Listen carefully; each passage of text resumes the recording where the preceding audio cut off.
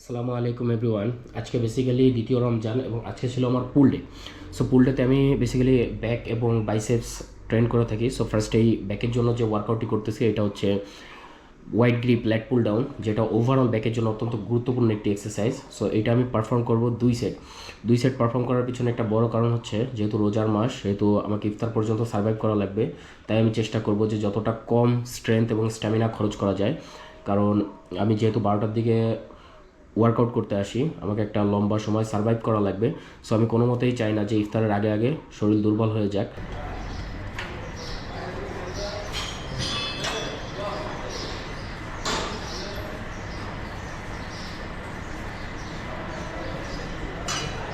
So নেক্সটে আমি যে ওয়ার্কআউটটি অ্যাটেম্প করব এটা হচ্ছে close grip lat pull down, যেটা ওভারঅল ল্যাটের জন্য অত্যন্ত গুরুত্বপূর্ণ একটি এক্সারসাইজ। সো এইটার ক্ষেত্রে আমি ওয়েট কিছুটা কমিয়ে দিব, অর্থাৎ সচরাচর যে ওয়েট আমি ক্যারি করি তার থেকে আমি ওয়েট কিছুটা কম নিব এবং রেপস আমার ঠিক থাকবে, একেবারে ফেলিয়ার পর্যন্ত আমি চেষ্টা করব যে পারফর্ম করার। এইটাও আমি অ্যাটেম্প করব 2 সেট।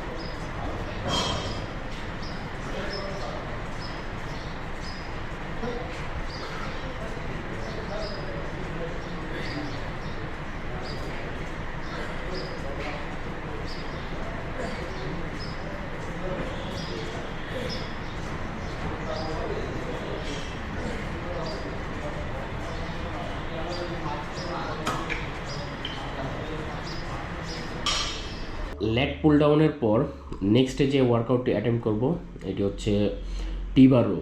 সো টি বার রোতে আমি একটু হেভি নিয়ে কাজ করেছি, যেহেতু এটাতে আমি রেপস কিছুটা সচরাচর যা মারি তার থেকে কম মারবো এবং ওয়েট কিছুটা বাড়িয়ে নেব। সেট থাকবে 2টাই।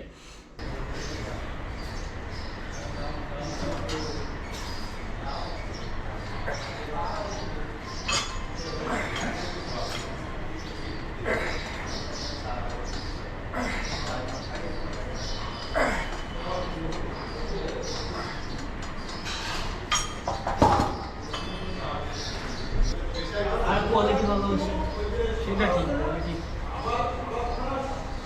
নষ্ট এনার্জি ভালো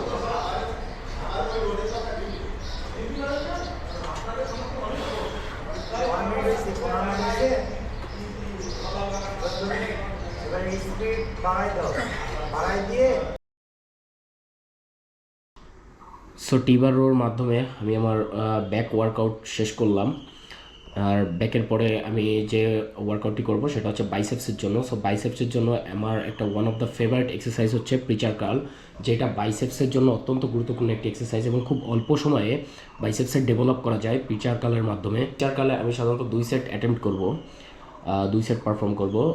ফার্স্টের সেট একটু লাইট ওয়েট দিয়ে অ্যাটেম্প্ট করব এবং যতদূর সম্ভব দ্বিতীয় সেট একটু হেভি নিয়ে, রেপস কমে যাবে, একটু হেভি নিয়ে ফেলিয়ার পর্যন্ত দ্বিতীয় সেট ট্রাই করব।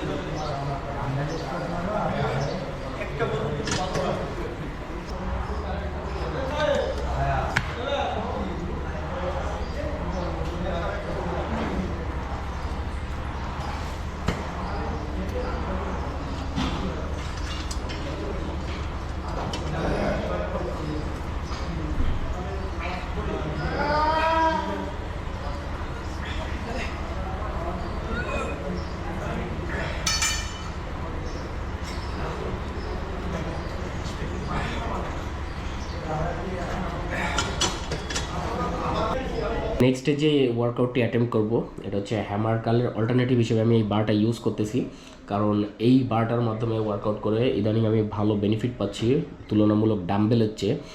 তাই এই বারটা ইউজ করার মাধ্যমে আমি হ্যামার কাল ওয়ার্কআউট পারফর্ম করব এবং এটা হচ্ছে 2 সেট পারফর্ম করব। ওয়েট একই থাকবে, ওয়েট কোনো কমাবো না বাড়াবো না, একই থাকবে এবং পারফর্ম করব ফেইলিয়ার পর্যন্ত, চেষ্টা করব যে যতটা সম্ভব ফেইলিয়ার পর্যন্ত ওয়ার্কআউট করা যায়।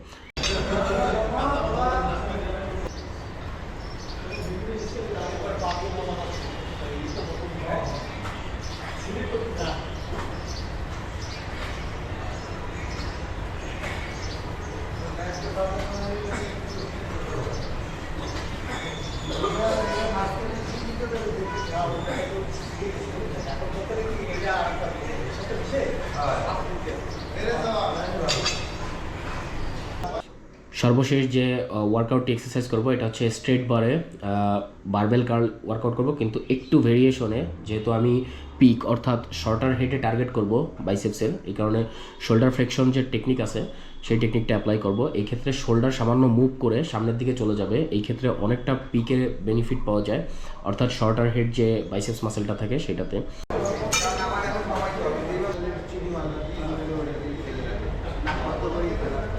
মাঠ খাইতে গেলে আমার নাক বন্ধ করে খাইতে হবে।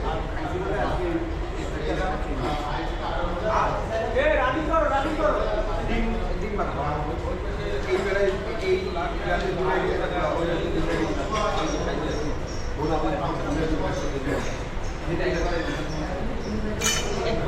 সো ওয়ার্কআউট শেষ করার একটা লম্বা সময় পর আমাকে ইফতারিতে একটা হাই প্রোটিন মিল রাখতে হবে। সো এখানে আমি প্রোটিনের উৎস হিসেবে ছোলা রাখছি এবং মেইন সোর্স হিসেবে ছোলা রাখছি এবং চিকেন স্যুপ যেটা সেটাকে রাখছি। সো এখান থেকে আমি মোটামুটি ছোলা 120 গ্রামের মতো ছোলা রাখছি এবং চিকেন ওরকম 150 গ্রামের বা 150 গ্রাম প্লাস চিকেন আমি ইফতারিতে নিয়েছি।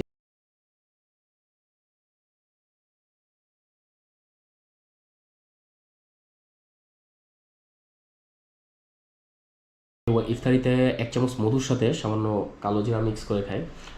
এটা শরীরের জন্য অত্যন্ত উপকারী, কারণ রাসূল সাল্লাল্লাহু আলাইহি ওয়াসাল্লাম বলছেন যে মৃত্যুবাদে সকল রোগের ঔষধ হচ্ছে এই কালো জিরা আর মধু।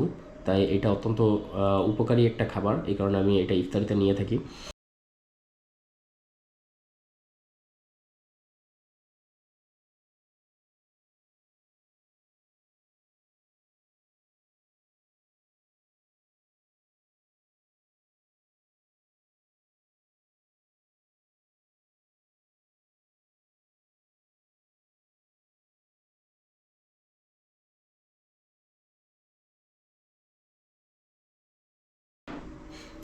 ইফতারের পর মাগরিবের নামাজ শেষ করে আমি 5 গ্রামের মতো ক্রিয়েটিন নিলাম এবং ক্রিয়েটিন নিলে কিন্তু প্রচুর পরিমাণে পানি পান করা দরকার, যেহেতু সারাদিন পানি পান করা হয় নাই, সেহেতু